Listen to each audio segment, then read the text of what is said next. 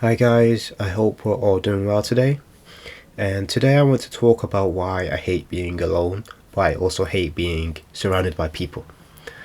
Obviously, it's a very weird thing to say because it's like pick a side. How can you hate being alone, but how can you also hate being with people? It's very weird, to feel that way. But I want to explain, you know. And loneliness has its benefits. Sometimes I absolutely love to be by myself, more so because when you're alone, it allows you to better understand who you are as a person. When you are just surrounded by your own presence and you're aware of everything around you, it's a lot easier for you to understand what you like. It's a lot easier for you to understand what interests you, what makes you happy, what makes you sad, what things you want to do. When you're alone, it's just you and your mind. It's you and your consciousness. You're just like living in just your own world, really. And being alone, it just allows you to discover what's right for you.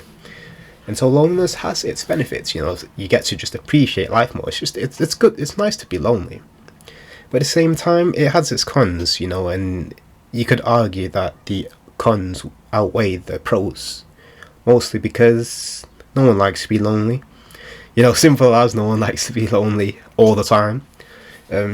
Because as humans, we are social creatures. We crave connection. We need the presence of another human being. We just need someone to hear our voice. It's what we need. I mean, like, when you see those people who, like, I don't know, are stranded on islands for years, and then they finally see a human being for the first time after like 10 years, they go insane. They go absolutely crazy. Not because, maybe this is a chance for them to escape or a chance for them to go back to living the life they used to live, but because there's actually someone who can listen to them. There's someone who can actually see them. And so, as humans, we need to be sociable to live. Like, generally, we do. You can't live on your own for your whole life. You can't. But, that's why I completely lost where I'm up to. Fuck. Okay, sorry about that. I know where I'm up to. So obviously I was talking about how we're social creatures, how we need to experience the presence of another human being. That alone is what outweighs, being isolated. Being able to talk about how you feel, being able to vent, being able to experience happiness, being able to experience love with another human being is 10 times better than just experiencing it on your own. And I'm sure we can all agree on that. You can love yourself, but if you can show that love to someone else, that love is so much bigger. But when you go back to the title of this video, it's like how can you think this way and how can you speak this way, but then how can you live up to that title? And what I'm trying to sort of say is that the reason why I hate to be alone, but the reason why I also hate to be with people is simply because nobody views the world the way that I do. When I spend so much time alone, I contemplate everything. I view everything. You become so self-aware. It's just disgusting. You're aware of every little bitsy bob. It's just, why can't I just live? You're always analyzing. You're always looking at this, looking at that. You're always analyzing. It's just, why can't I just live life? And then it's just annoying sometimes because then it's like you struggle to just, I don't know, actually just have like a normal human conversation with another person without analyzing them. So like when it comes to me talking to people, I'm always reading them. I'm always trying to understand why they think the way they think, they dress the way they do, they look the way they do. And that's what makes me hate to be social, is simply because you could say it's judgmental. Like, honestly, you could argue that it's just being very judgmental, but at the same time, it's not even that. It's just the way my mind processes things, and at the same time, it's like, sometimes I hate to be social just because I feel like there is no one who is like me. There is no one who not only just analyzes everything, but at the same time thinks of the world as the same way as me. Like when I talk to my friends about the things I'm interested in, or when I talk to them about how I perceive life, it's so much different to how they see it. You know, they always want to talk about things like girls, going on holidays, going on dates, being in relationships, or just stuff like that. And it's normal, obviously it's normal, but the type of conversations I like to have, is, I don't know, movies, TV shows, music. It's weird, the type of conversations I like to have. But because of how I like to speak, or like how I like to talk about things that interest me, it's just so much different from other people. Because it's not even just that, like music, and it's not just that. It's not just that in general. It's just, it always feels like it's the same pattern. Like when I'm talking to my friends, it's always the same topic. It's always the same sort of circumstance, and it's just weird. And I don't just want to say that I hate to be in a social situation because of them. It's also just because when you are so judgmental and when you analyze people all the time, you will understand what someone is like before they speak. So like what I mean is that because I work in retail, because I work in customer service, I'm serving hundreds of people every day, and you can just tell by the look on their face what they like. Like, it's so easy.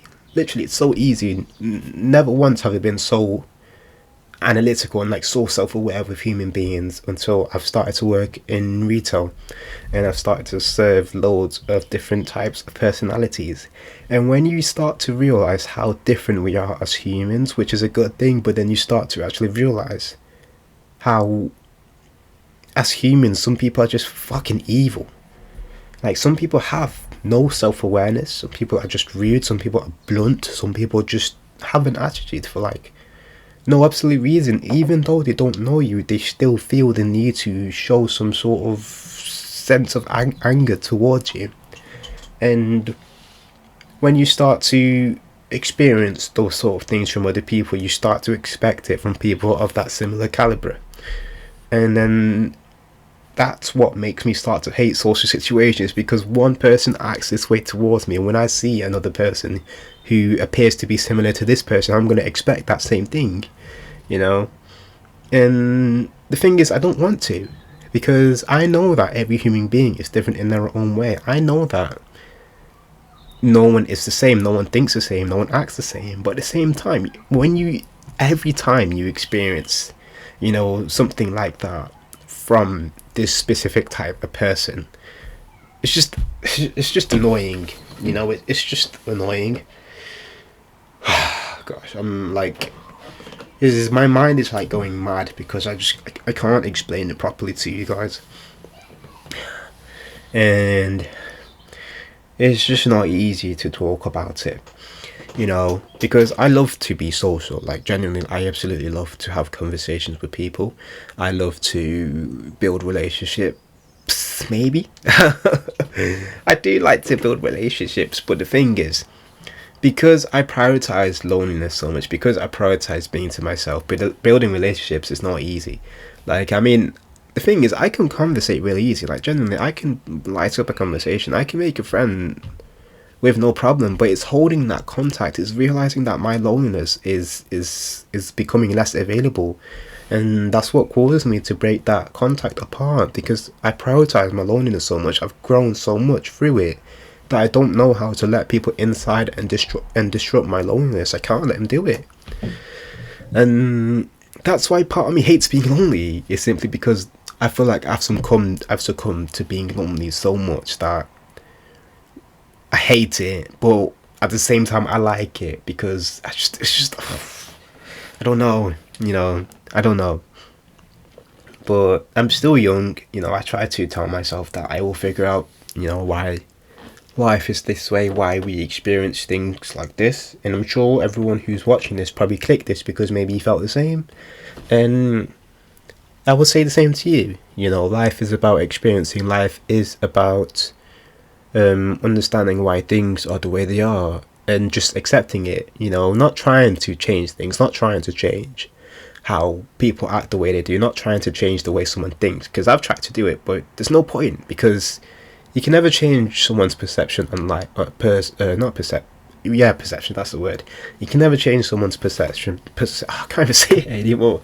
You can never change someone's perception of life if they don't agree with your perception of life, So like, that's that really. I don't want to waffle too much because I feel like I'm just gonna it'd be too overwhelming to say everything I'm thinking. So I'll just end the video right here.